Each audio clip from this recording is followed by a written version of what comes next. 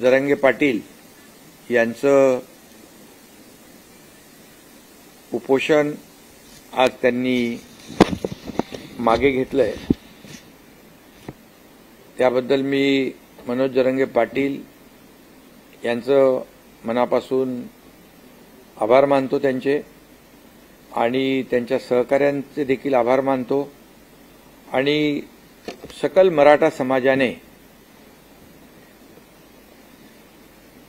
शासनाच्या आव्हानाला, विनंतीला मान देऊन हे जे आंदोलन होतं, उपोषण मागे घेतल्याबद्दल मराठा समाजाला देखील मनापासून मी धन्यवाद देतो।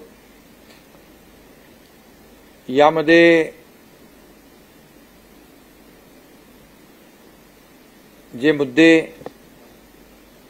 मनोज जरांगे पाटील यांनी आमच्या शासनाच्या शिष्टमंडळासमोर मांडले, खरं म्हणजे मी शिष्टमंडळातले माजी न्यायमूर्ती मारुतराव गायकवाड साहेब आणि न्यायमूर्ती सुनील सुकरे साहेब यांचं देखील मनापासून अभिनंदन करतो। त्याचबरोबर त्यांच्याबरोबर ॲडव्होकेट हिमांशू सचदेव आणि इतर कायदे तज्ज्ञ या शिष्टमंडळात होते, आणि त्याचबरोबर आमचे मंत्रिमंडळातील सहकारी संदीपान भुमरे, उदय सामंत, धनंजय मुंडे, अतुल सावे, बच्चू कडू, नारायण कुचे यांनी देखील मनोज जरांगे पाटील यांच्याशी चर्चा केली। आम्ही परवाच्या दिवशी मी स्वतः मनोज जरांगे पाटील यांच्याशी फोनवरून चर्चा केली होती। त्यांचे काही मुद्दे होते, त्या बाबतीमध्ये मी देखील त्यांच्याशी बोललो, आणि त्यांनी एवढंच सांगितलं की सरकार टिकणारं, कायद्याच्या चौकटीत बसणारं आरक्षण देण्यास कटिबद्ध आहे, आणि ज्या कुणबी दाखले जे आपण मराठवाड्यात देतोय, कुणबी नोंदी ज्या सापडत आहेत, जो आपला 1967चा निर्णय आहे, 2004चा GR देखील आहे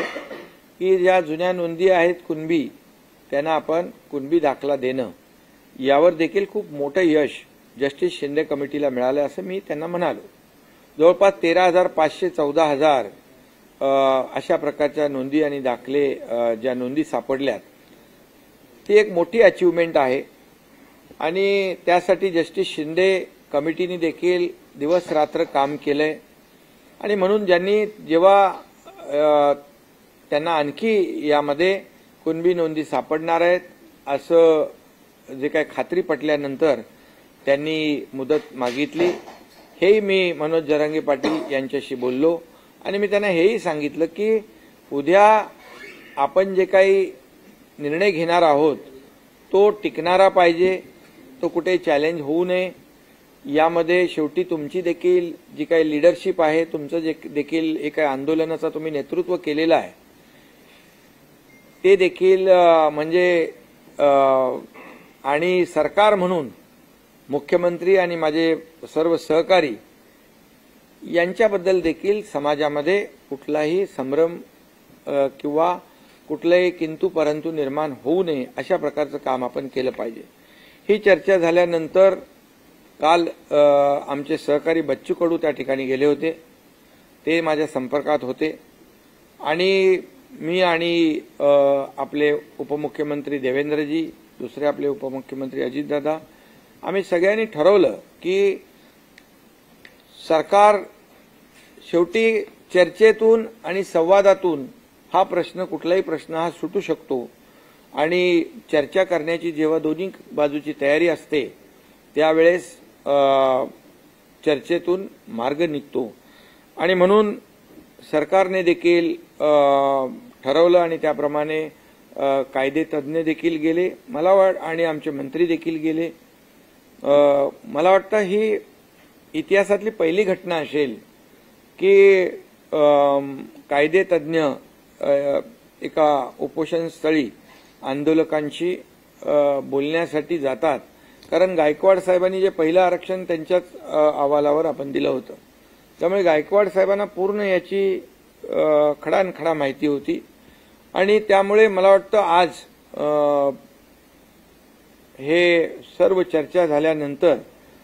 मनोज जरांगे पाटील यांना देखील जे जस्टिस शिंदे यांनी काम केलेलं, त्यांच्या कमिटीने काम केलेलं, याच्यावर विश्वास आणि त्यांनाही खात्री पटली की खऱ्या अर्थाने सरकार अतिशय गांभीर्याने प्रामाणिकपणे काम करते आहे आणि म्हणून त्यांनी जे काय मुद्दे उपस्थित केलेले आहेत त्यामध्ये मनुष्यबळ वाढवणं, ते जस्टिस शिंदे कमिटी अधिक सक्षम करणं, त्यांना प्रत्येक जिल्ह्यामध्ये मनुष्यबळ वाढवून देणं, कुठेही त्यांना जी काही यंत्रणा आहे ही सर्व यंत्रणा जी वाढवून देणं, या बाबतीमध्ये त्यांचा मुद्दा अतिशय रास्त आहे आणि त्यानुसार ज्या ज्या ठिकाणी राज्यामध्ये ज्या कुणबी नोंदी आहेत या तपासल्या जातील आणि त्यावर त्यांना कुणबी दाखले देण्याचा जो GR सरकारचा आहे त्याची अंमलबजावणी पूर्णपणे केली जाईल। शेवटी सरकार म्हणून आपण कुठलाही निर्णय असा घाई गडबडीमध्ये घेऊ शकत नाही, त्याला कायदेशीर आव्हान निर्माण होतील, ते कायदेशीर ह्याच्यावर टिकणार नाहीत आणि मग सरकार म्हणून आम्ही कुणाची, मराठा समाजाची किंबहुना इतरही समाजाची कुणाची फसवणूक, फसवणूक करू शकत नाही, करणार नाही आणि सरकार वेळकाढूपणा देखील करणार नाही। आज जी मुदत 2 महिन्याची आहे त्यामध्ये जास्तीत जास्त काम करून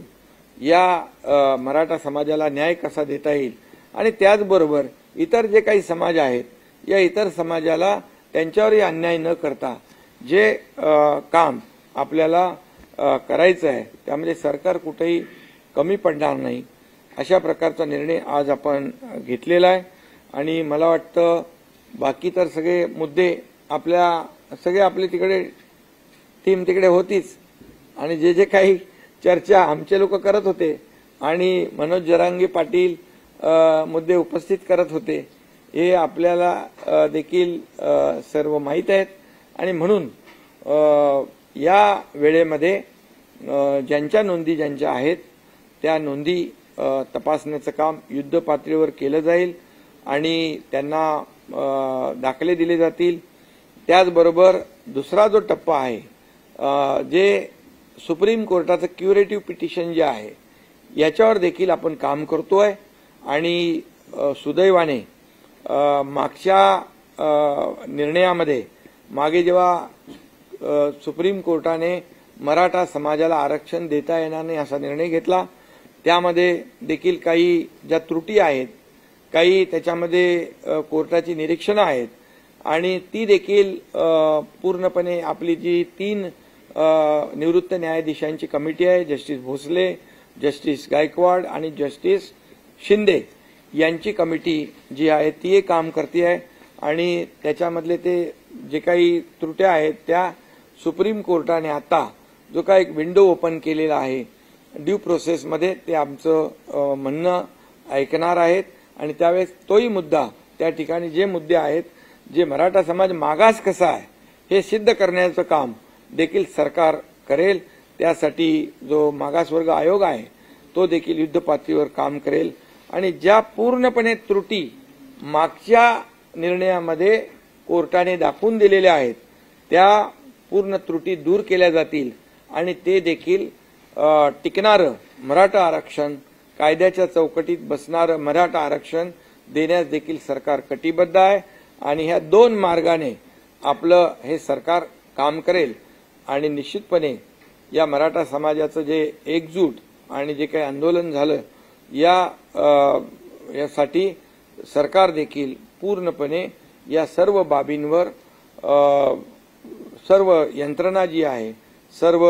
पूर्ण विभाग जे आहेत, प्रत्येक जिल्हाधिकारी हे सगळ्या लोकांना तशा प्रकारचे निर्देश देता येतील आणि एका जिल्हाधिकाऱ्याकडून त्या जिल्ह्यामध्ये 10 लोक,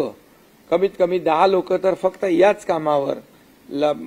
या कामाची जबाबदारी देण्याचं देखील सरकार काम करेल।